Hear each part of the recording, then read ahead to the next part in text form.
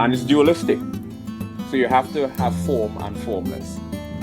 I don't know what I pulled. Oh, let me hear that. Let's explore the philosophical aspect of mental disorder. Let's talk about solipsism. It says, I'm going to clean the whole kitchen. Well, they just can't do anything else.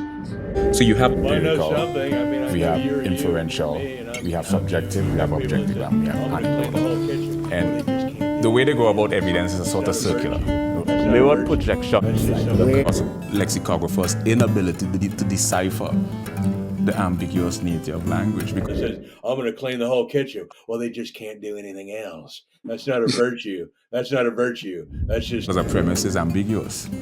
And a proposition is ambiguous. It's empathy a lot of times too, right? Yeah, empathy. Empathy, of course. And empathy is one of those things I spend... You are the quintessential of eccentricity. You do know that, right?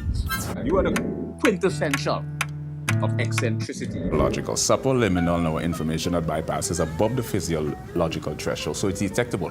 A prime example. Just pull a Teletubby impression on me. I don't know what I pulled. Let me hear that.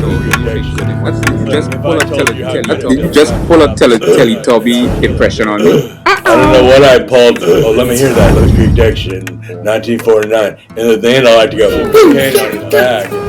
Is that just pull a Teletubby impression on me? I don't know what I pulled. Oh, let me hear that. I crossed you a deep back. It's chili. Chili.